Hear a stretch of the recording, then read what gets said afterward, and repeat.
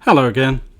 Today we're going to be looking at the Canon EF 24-105 lens and the Canon RF 24-105 lens. Now the RF lens is the newer lens that they brought out a couple of years ago for the Canon ESR and the RP. And I'm going to go through and compare the differences and similarities that each of these lenses have. Okay, so I've got the lens adapter on the left hand side lens, which is the older EF lens. So the size comparison there is about 2 inches taller if you're using the lens adapter, which of course if you use the EOS R you have to. So the lens adapter's got the extra pins, which I believe is from 8 pins to 12 pins, as you can see closer up in the image there. There we go. So it's got 12 pins running all the way across there, and inside the camera body it also has the 12 pins. This allows you to use the different functions that the lens and the lens adapter can also provide, and I'll go into more detail on that later on in the video. So lens caps, as you can see, they are quite different. The older style EF lens cap won't fit on the newer lens, and the RF one, as you can see, has got a notch there, and you have to line that up to the lens body, otherwise it won't fit on at all. Turning it over, the lens caps are exactly the same size. They've changed the styling of the Canon logo slightly, but otherwise they're exactly the same, 77mm, along with the filters underneath. Now on the left hand lens, you've probably noticed I have a CPL filter on there, whereas the other one has just a UV, but otherwise they're both the same. Moving to the sides now, and as you can see, the new RF lens has got 3 rings instead of 2. The third one at the top I'll go into in a second. Now the bottom ring, as usual, is your distance. So you've got 24 all the way down to, or all the way up to 105. Same on this one, 24 to 105. Distance is about the same with turning. On the side you've got your autofocus, manual focus and stabilization on and off. And this lens, the stabilization is really, really nice. It's a lot better than the older EF lens. Height difference on the sides there, slightly longer, but again, I haven't got the extra part on the bottom for the adapter. The new one has a lock switch. I didn't give you a close-up on that, unfortunately, but it does have a lock switch on the side to stop lens creep. But it's a good tight lens at the moment, so it's not having any problems with lens creep anyway. And I haven't had that on the older EF lens either.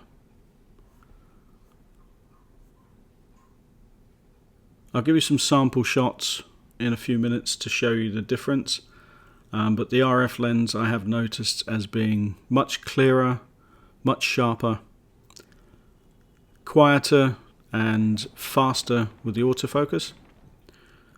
Now this top ring you can use for different things, so you can set it for all of these different things that are coming up here.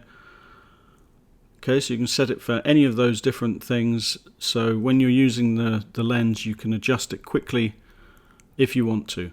Many people don't use this. I haven't used it much myself either, but I'm going to try and train myself to use it more so it becomes more useful. But I think it will definitely be a useful addition in the future. When people get used to it more, I think it will become more used. Okay, moving on to the weight of the lenses. The new RF lens weighs 695 grams, even though it says 700 grams online. The lens feels lighter in the hand, even though it's nearly 40 grams heavier than the EF lens. Now, the girth of the lens is a little bit more, and so it gives a nicer feeling in the hand, I think. And of course, when you've got the extra 3 centimeters of length from the adapter, it makes the EF lens a little bit front heavy compared to the RF lens. And so I'll show you a few images now of the lens on the camera body itself. As you can see, they marry up so well. The lens looks just like the camera body. It has the same color, it has the same texture and feel. It really does look nice on this new camera. The bottom of the lens, as you can see, it has a slightly purple tinged ring, a grey ring at the bottom that blends in nicely with the camera body again. And they just look so good together. I've been using the EOS R with the older 24-105 for a few weeks already, and it just looks so much nicer, it feels nicer, and it has a much better feel in the hand. Okay, the old L lens, this is the old 24-105 coming up now. As you can see the difference, it looks longer, it looks a bit clunky and awkward, but it does work pretty much identically to the RF lens. So if you have this lens already, you don't really have to buy the newer lens if you don't want to. This one will give you pretty much the same results, if not a little bit softer. Okay, and there we are again. The look is just so much cleaner, and it really does look nice.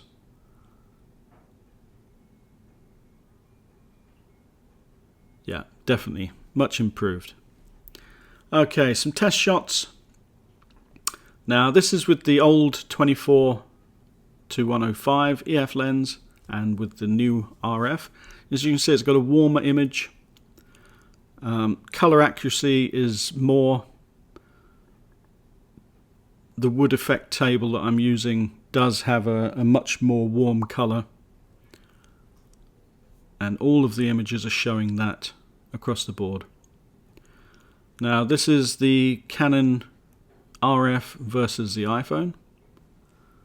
Look at the bokeh in the background.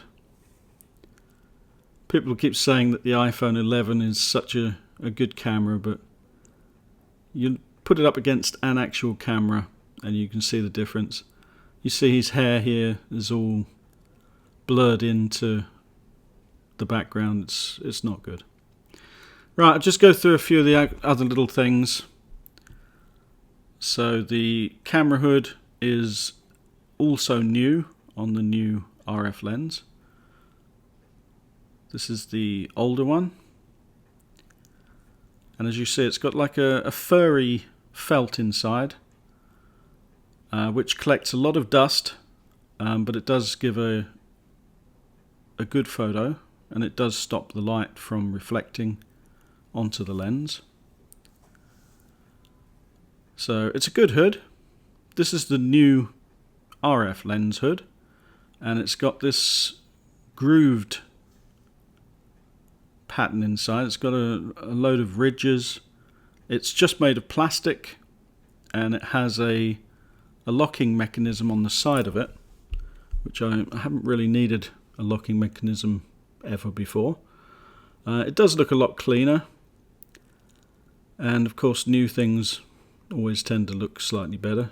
And it's got the locking button here, as I said before, although I'm pretty sure I'll probably end up breaking the locking ring cap, because I keep forgetting that it's there and trying to take the lens cap off without the lens hood off without turning it or pressing it first. So I'll see, and I'll let you know if that does break. Hopefully it doesn't. But I've never dropped one or lost one. Let's just check to make sure it goes on the other way. Yeah, that's fine. So when it's in your bag, maybe the lock is a good idea, but everyday use, I think it'll probably slow me down slightly. It's a little bit loose now after a few years of use, but not really any problem. Right, so let me know in the comments if you're thinking about changing over to the RF lenses. In my opinion, definitely a nicer, crisper, clearer picture, but worth the money? You let me know. See you next time. Bye bye.